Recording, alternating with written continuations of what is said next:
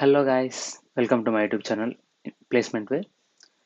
Today I'm going to explain you about what is database sharding. So if you are new to this channel, please like and subscribe. So let's get into the details.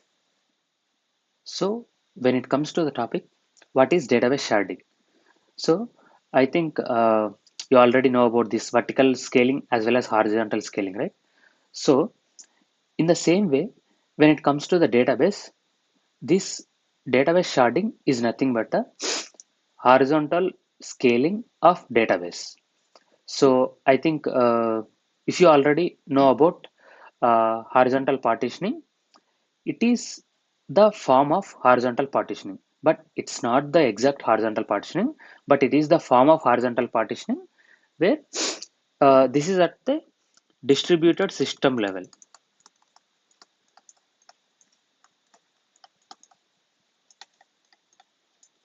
So when it comes to database sharding, it is a horizontal scaling technique.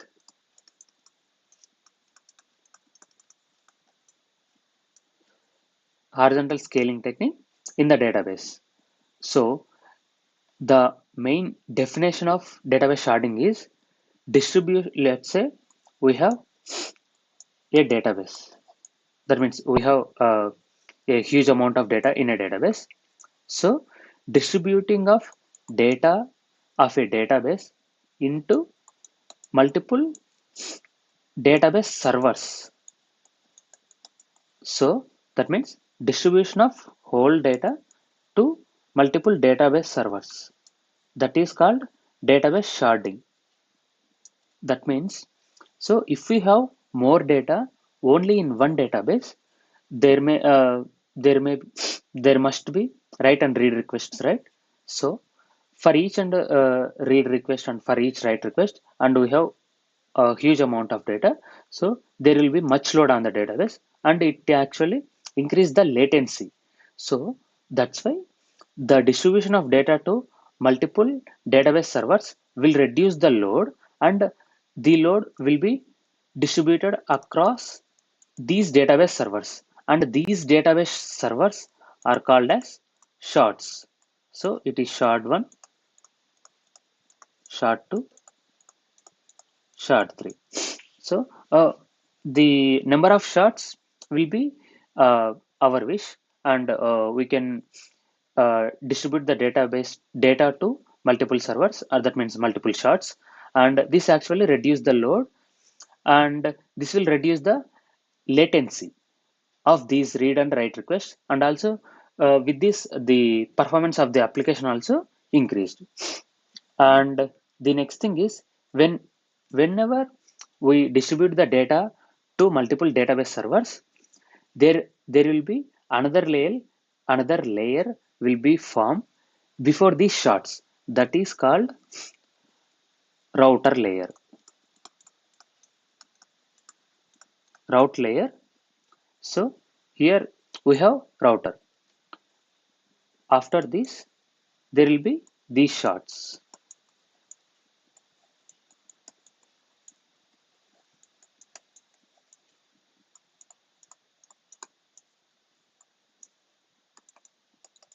There will be these shards. So whenever any request came to that means this database, so it actually this router will actually route the request to the respective shard.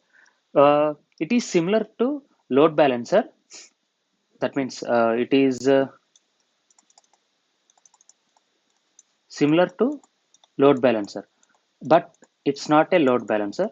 That means it is similar to load balancer. The new feature, that means the it has same features just as like load balancer, but it has another new feature. That means it is somewhat intelligent than load balancer. So whenever any request come, it actually route the request to the respective shard. That means when it comes to load balancer, it actually follows some kind of algorithms, right? Like round robin, or else least connection, least response time, etc. But when it comes to this router, whenever any request come to this router, it actually distribute the uh, respective request to the respective shard. So it actually analyze the query and route the request to the respective shard. This is about this router in database sharding. So, and when it comes to database sharding, there are multiple techniques that we can use to route the requests. That means there may be multiple sharding types, like key-based sharding, directory-based sharding, and also range-based sharding. So, multiple database sharding techniques also present.